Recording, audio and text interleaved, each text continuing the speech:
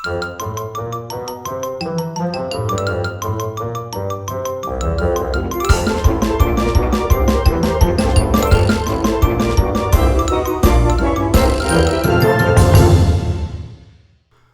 guys, welcome to this video. Today's video is going to be regarding the TVP T50 on basically the review and how to play it.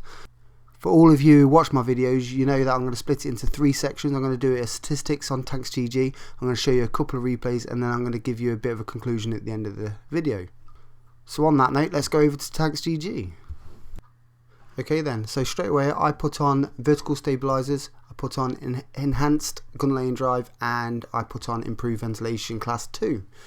The reason why I do enhanced gun lane drive is purely because in between each shell is 1.5 seconds of reload, and I try and get it down to as close as that as possible, which it goes down to 1.68 seconds. So nearly every shot you do, it's nearly instantly aimed. Some people might take that out and then put in optics, but the way I see it is at 458.5 U range, you don't really need it because you're maxed out at 447. Anything above that is just stripping camera from tanks, and I generally try and not play this tank at range. Granted, sometimes you've got no choice on maps like Profrovka and things like that, but at the end of the day, when you're up close and personal in cities and even on most maps, you're not going to need that. So I have a small repair kit, small med kit, and then I have Butchty just to get that little better on everything. I don't find this tank gets set on fire, so I've taken out the extinguisher. So I've got a few skill crew. I've got Brother in Arms, Smooth Ride, Snapshot, Situation Awareness, Safe Stow. I do have things like some of the repairs. I have Sixth Sense, but obviously this website doesn't put that in. So with the loadout I use, I get 2,899.76 damage per minute, with each shell being 320 damage and a penetration of 248. Now 248 is pretty decent. It's not amazing at tier 10 when you're considering that its rival, which is the Batchat, gets 250 odd. It has a clip size of 4, and each time it hits, it's 1.5 seconds between each shell, and then it's a load time of 21.98, so basically 22 seconds. With all that said, it basically gives you a 9.06 rate of fire per minute. Now its dispersion isn't too bad either at 0.31. It's 0.14, 0.14 and 0.07 for moving, tank traverse and turret traverse. Its terrain resistance is pretty decent also at 0.7, 0.97 and 0.58 for hard, medium and soft terrain. So how does this compare to the Batchat? Well, simply with 2 tanks which are stocked with 75% crew, I think it is, because you can't really show this with full crew, full equipment, etc. So straight away the DPM of a Batchat is considerably lower at 2,374.9. Its penetration's better at 259, and trust me, that can be noticeable sometimes when you're shooting at IS7 on the lower plate, when you're bouncing 50% of your shells on the lower plate on the TVP but penetrating 75 to 100% with your Batchat. Your rounds per minute is a lot slower in your Batchat, but bear in mind that each one of your shells is 70 hit points more. Your reload time is 38.36 compared to the 23.97 in the TVP. Now your clip reload in between each shell is 2.73 on the Batchat but 1.5 on the TVP, but the shell velocity is a little bit better on the Batchat, which means you have to give a little bit less lead, but to be fair, at 1,400 meters per second, it's negligible. So the big thing really to see on this is the fact that you only get 30 shells to the 48 of the TVP. You might argue that the Batchat has 390 alpha where the TVP has only 320, so it works out roughly the same. I can tell you now, I've run out of shells a lot more on my Batchat than I have my TVP. So when you go down onto the gun handling, you see straight away that the Batchat has worse gun handling in just about every way, on aim time, accuracy, firing on turret traverse, firing after firing.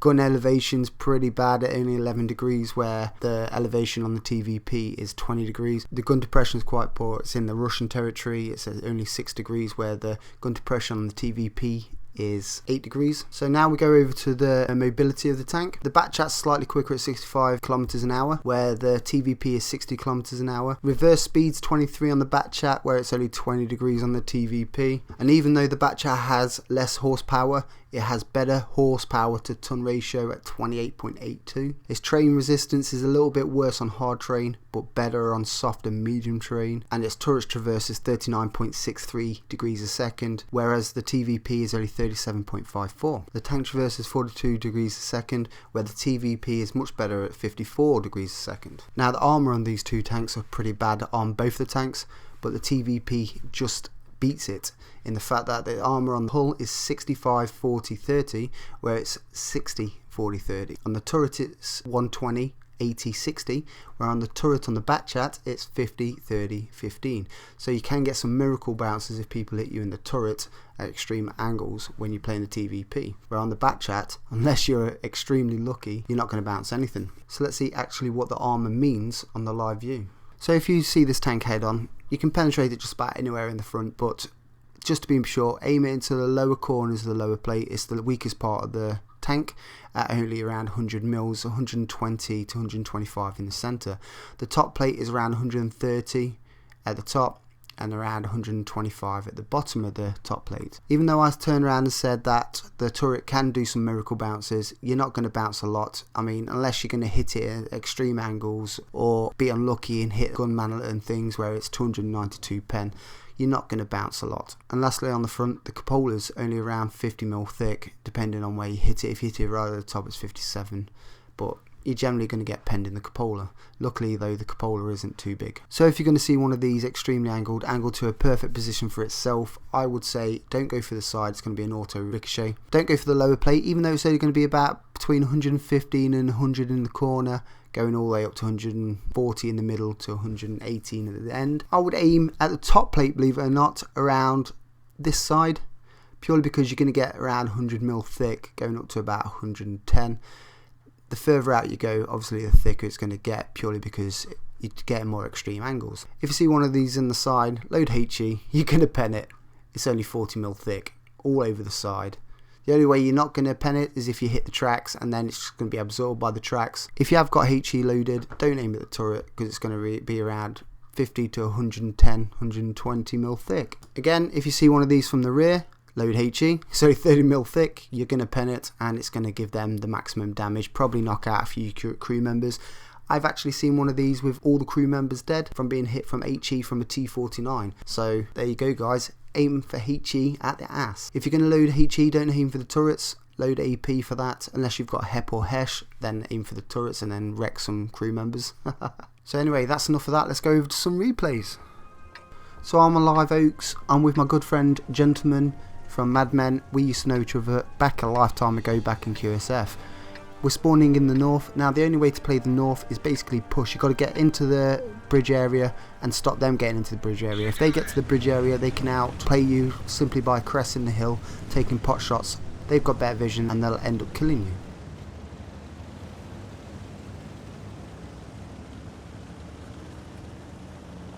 So this tank has brilliant mobility, has brilliant view range. Basically I'm going to use this like a light tank at the beginning. I'm going to get some spots for my team. As you can see, this tank does have good mobility. I'm outpacing everyone on our team.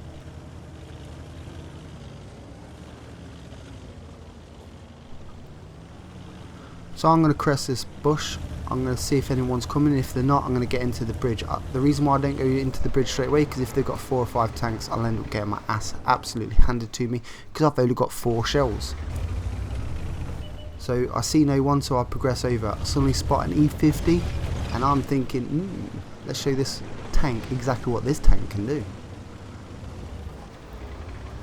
The gun depression on this tank is pretty decent as you're looking at it now. I spot myself, or should I say some other team spots a 50B. Now this is what this tank does best. 1, 2, sets him on fire, 3. In 3 seconds that tank had goodbye all over him. So my team are being quite aggressive, they're pushing quite hard. I'm going to oblige and try and follow them. Whilst Gentleman decided to give me a bit of a butt rub. So I'm reloading. I've got around 21 to 22 seconds reload, so it's not too long, but it's long enough not to be too aggressive. I'm going to go straight over. I'm going to YOLO. I'm going to try and clip one of these tanks, or at least make them so they're fairly low health. So I put one shot into the 50B, I progress forward, I auto aim because I've got the side of this tank, and I put 3 shots into him and my team finish him off. So you've seen the quick burst of this tank can be quite devastating. It puts a tank from 100% down to 50% or even 50% down to 0% of his health. Its view range is pretty decent, its mobility is pretty decent. To be fair, the only thing what lets this down is the fact that sometimes it can bounce some shots, as you will see on this, and the fact that it's got no armor.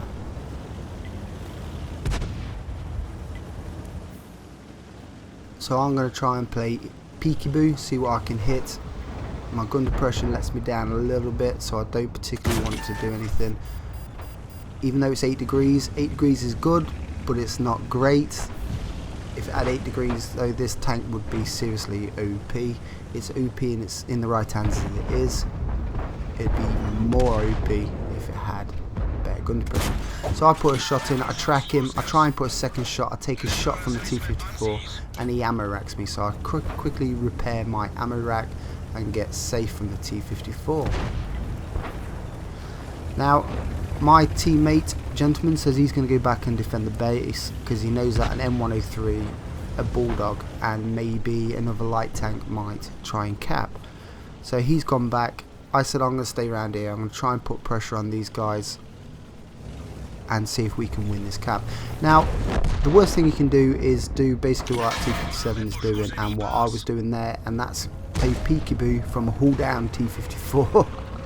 It's not going to end up too well. So I've decided I'm going to do what's best in this tank, in this type of game style, and that's use medium range to try and take some of these tanks out. I'm going to crest this hill and see if I can do some pot shots at that T54 and make it so he's unwell. So we're getting outflanked by T50, but luckily our RT's aiming at him and hopefully it'll take him out. Our T57 Heavy takes a huge hit from a tank and the T54 takes him out. I put my aim on the T54, I penetrate him once, I bounce second, bounce the third, and I go back down. As you just seen here, 248 penetration is not always great, especially against decent armoured tanks. So this game is looking a little bit awkward, it's looking to be a bit of a camp fest, but Gentleman and his side have an important job here, because if they can flank round, they can start putting pressure on that side, we can start putting pressure on this side and use a pincer attack. So Gentleman's going off and seeing if he can get some spots. I'm asking him to try and spot those TDs. I'll try and take him out. I'm going to load heat for my next round, purely because if I see a Yag Tiger or a 183 frontally, I'm going to struggle to penetrate him with 248 from distance. So this tank is a little bit of an all-round tank. It's got decent gun handling, so you can use it as a medium to long range sniper. It has amazing clip potential, so at the end of the day you can devastate a tank from close range. Its mobility is good. Its arm is pretty poor, but all in all this is a very good tier 10 tank, and that shows in its WN8 efficiency rating. You have to get incredible damage to be able to get a high WN8 in this.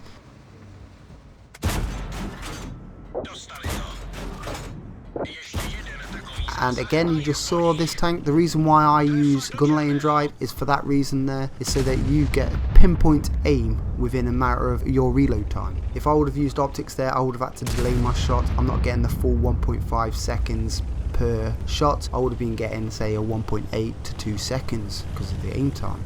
But because I use a gun laying drive, it put it down to only 1.6 seconds, which is basically every time I reload I can shoot.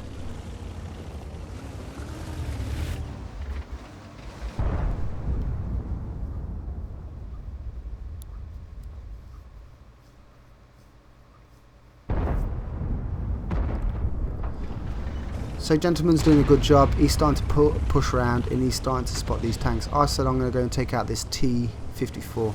Now unfortunately at this point I forget I'm loading heat, and it's going to cost me a fair packet at the end of the game because of that.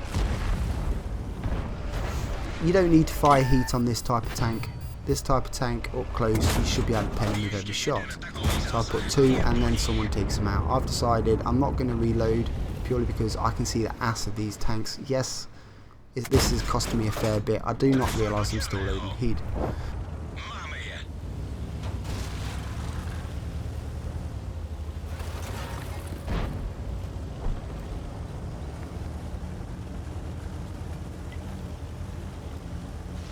So this game's won. I've got 5,200 damage. I got a few spots in. I got a little bit of track assist I think at the beginning. All in all, this has been a good game.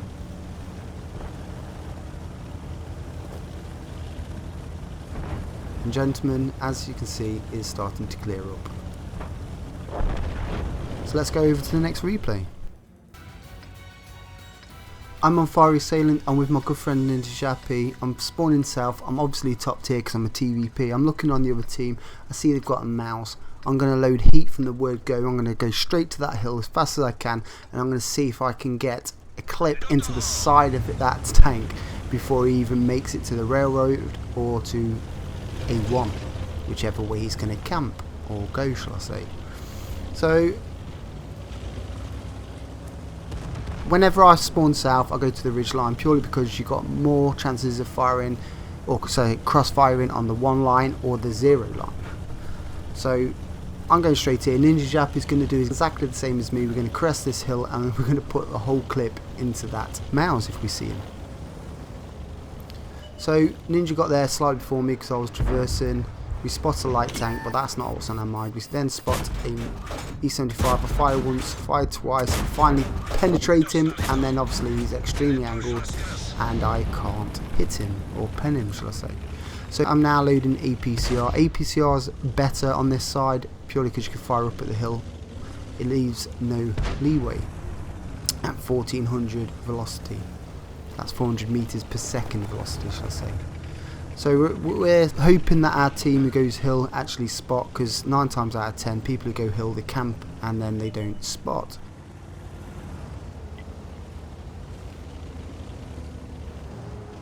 Some of our team decide that camping the 1 line is best for the team, like the T62A and the M46 pattern and the T34, because you know they're sniping tanks. So we're just going to chill out here for a minute. We're going to just wait for their tanks to be spotted. We're in no rush. Our T54 on our team spots the mouse, but he's soon going to get taken out because he's just YOLOing like an idiot. And there's Jägeroos and Waffenträgers and tanks like that not spotted. So we spot ourselves a Carnarvon, a Centurion X. I managed to get 1 in, and somehow I must have a couple of ghost shells, or there's other tanks still on the hill. Now an E5 suddenly spotted, so that was probably what it was, and so's a T50. So I'm waiting to reload. The 22 seconds reload on this really seems like it's a huge reload when you're waiting to shoot people like this. I'm finally loaded. I put 1 shot in, I put 2 shots in which misses, 3 shots, this is really bad aiming for myself, and the 4th shot hits the ground just before the Skoda T50. So I've got 1,000 damage. It's mostly down to RNG and bad aiming is the reason I haven't got more. I'm about to reload. I'm hopefully going to take out this E5, but unfortunately it gets taken out before I reload. So this is actually looking pretty decent to us. We're up on HP by nearly 1,000. We're 4 tanks to 3. I decide I'm going to crest this rock. I'm pretty confident no tanks are going to spot me at this section. So I'll just stay here, TD safe, and see if I can kill some tanks. I spot myself in E75 and wait for him to get spotted again so I can take him out. There he is. I put in 1 shot. I put in 2 shots. No, I haven't. Yes, I have, and it misses. And I put in a 3rd to kill him. I've got 1 shot left. I've spotted the T10, or should I say NinjaJappy as. I aim, I shoot, and it goes nowhere. No, I'm pretty sure there's a rock just in front of him, which there is, and that is the reason why. Spot myself a Jägeroo. I'm loading heat for this guy. The reason why I'm loading heat is I'm not going to go through him with 248 pen.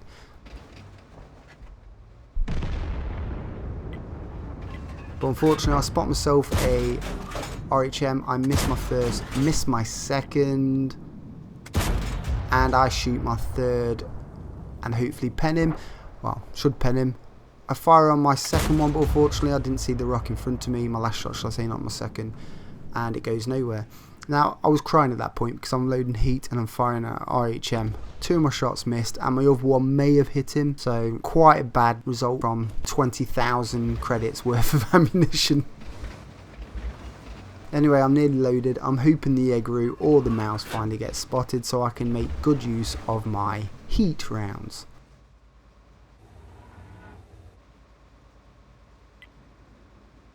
So I'm aiming over here because I'm pretty sure that there are going to be some camping tanks and hoping that someone spots them. No one seems to be spotting. We all seem to be camping around the mid-ridge, waiting for something to happen or waiting for them to make a mistake. Asco the T50's decided that he's going to go and see if he can see anything on the left hand side, which is good for us, and we're just going to wait. I'm not going to use my health yet, purely because my health near the end of the game would be what matters. Our E3 suddenly spots a T50. Our 140 decides he's going to go over and have a look there. Now our T30 spotted for the first time. I put in 1 shot, I put in a second and I miss. I put in a third and I penetrate him. I've got 1 shell left. I decide to go for his cupola and I penetrate him. Now I've just wasted 12 shells and then suddenly a mouse is spotted. I'm thinking, I'm firing heat at all these tanks that don't need heat. This heat is loaded for this guy here. And then every time I'm actually loaded in the tank, it seems to be he goes invisible, which is kind of annoying and is costing me a hell of a lot of credits. I've done 2,700 damage just short, well 2,600 damage. I've done quite a lot of assisted damage, but I haven't done a lot in the game. I've stayed around the mid-ridge, just doing sniping shots from tanks that are spotting.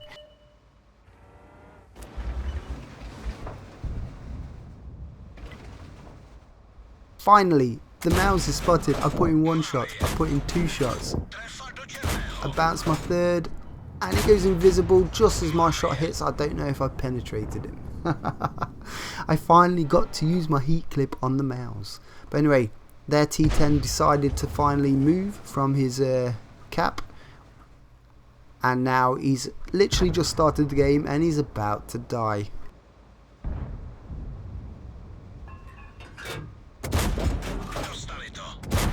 So I put in 2, I put in 3, and I put in my final 1. So in a matter of 4.4 seconds of him starting the game, he is down to only a quarter of his health. Oh, and these guys wonder why they've got a 47% win rate. You see them moaning in the forums all the time, I can't get a win, etc, etc. And yet they don't come into the game until the game's already lost. So I see himself in RT, I put 1 shot, I missed, 2 shots, he goes invisible, 3 shots and he's dead. I pull back thinking I might get spotted, but I didn't, so I'm going to go and help my 140 out before he dies and take out the T10. So I've got 3 kills, I've got 4.7k plus a load of blind fire. I've had a decent impact in this game without doing a lot. Now this tank is like that, it doesn't have to do a lot to get a hell of a game. You can just literally do what I'm doing and stay around the mid-ridge and kick ass. So a mouse is spotted. I'm not going to pen, I know that, but I'm going to try and track and maybe hopefully get a high roll on the penetration for the lower plate. I don't get the high roll, so I think sod that, I'm not going to be able to pen him. I'm going to go and help out my 430 the second and see if I can kill this object 140. Now I've only got 4 APCR left and 4 HE left, so theoretically I could die here. If I roll low on all my HE and roll low on my APCR, I could end up dying. But anyway, I put in 1 shot, 2 shots, 3 shots, 4 shots, and luckily I get a little fire as well, which made it 13:48 in 4.5 seconds. And he's down to a 1 shot. Unfortunately, my 430 the second doesn't seem to capitalise on that and ends up getting taken out. But I'm about loaded now and I'm about to fire HE at this tank, which will hopefully kill him. I roll for 90, I roll for 42, I roll for 69, leaving him on 1, and I finish him off with my very last shell. So let's go over to the results for the 2 games. So we're on QuickieBaby's website, is Replay's website, which is replays.quickybaby.com. If any of you guys have got one of those 8, 9, 10, 11, 12k damage games or 1,000 kills in a game, if you drop it on this website, I'm sure QuickieBaby may commentate on it and put it onto his YouTube channel. So anyway, I penetrate 3, 6, 7, 8 tanks, doing 5,516 damage with only 432 assistance damage. We only spotted one tank in that game. That was at the beginning of the game with the E50. This tank is a module killer, as you can see here. I took out the ammo rack and the tracks of the 704. That blind shot on the bulldog halfway through the game, I must have hit him because I took out his gunner and I hit him for 320, which is exactly average. The 183, I took out his tracks, which kept him tracked. I took out the TVP T50, who I killed at the beginning. I took out his engine twice. And then finally, I took out the tracks of the 268. I got very poor experience for this game purely because I wasn't spotting for myself with only 776. I got 1 kill and, as said, 5,516. Gentleman, on the other hand, got okay experience with 3 kills, 2,828 damage in his T62A. So I earned 68,469 credits with that, but I made a huge loss of 25,681 with this tank, and that was purely because I forgot to press the 1 key after pressing the 2 key.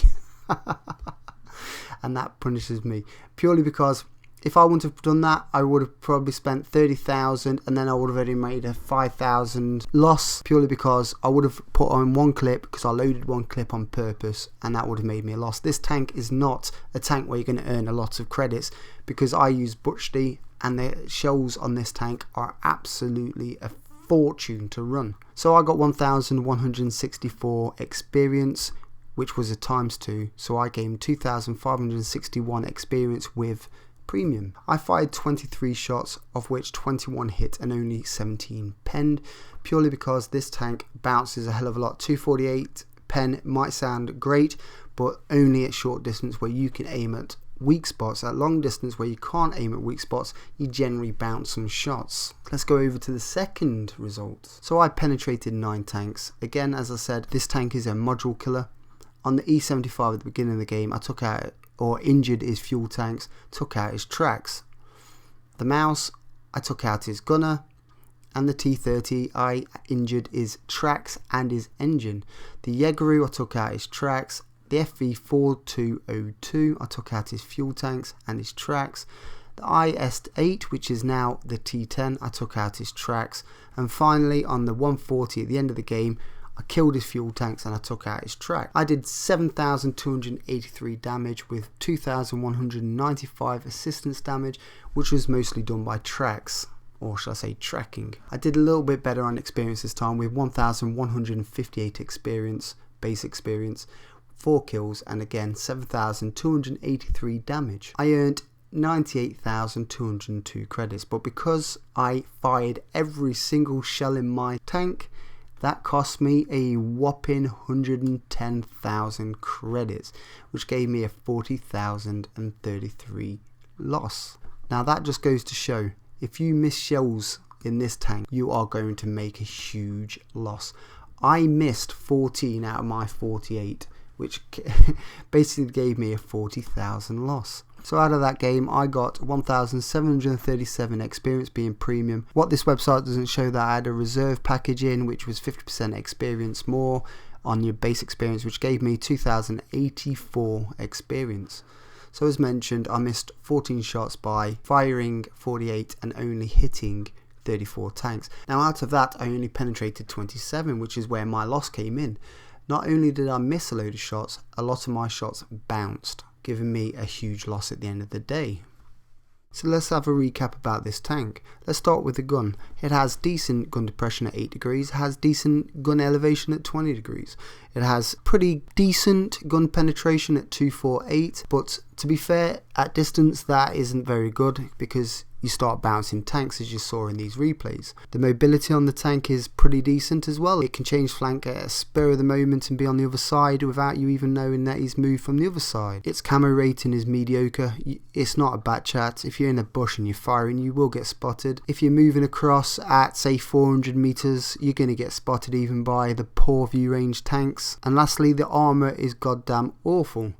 If you get shot in this tank, you are going to get penetrated. As you saw, I don't think I bounced one shot in them games. So do I think this tank is OP? Yes, definitely. In the right hands, this tank can be an absolute beast of a tank. It has amazing clip potential of 1280, and it does that in just 4.5 seconds. It has brilliant gun handling, considering it's a quick burst tank. Normally tanks like that, like the Batchat, the Lorraine, the AMX 1390s, them type of tanks, they have terrible gun handling to try and compensate for their burst of power. Its reload time isn't too bad at 22 seconds. You can do all your clip, go back out, run around or whatever for 20 seconds and get back in and do the same.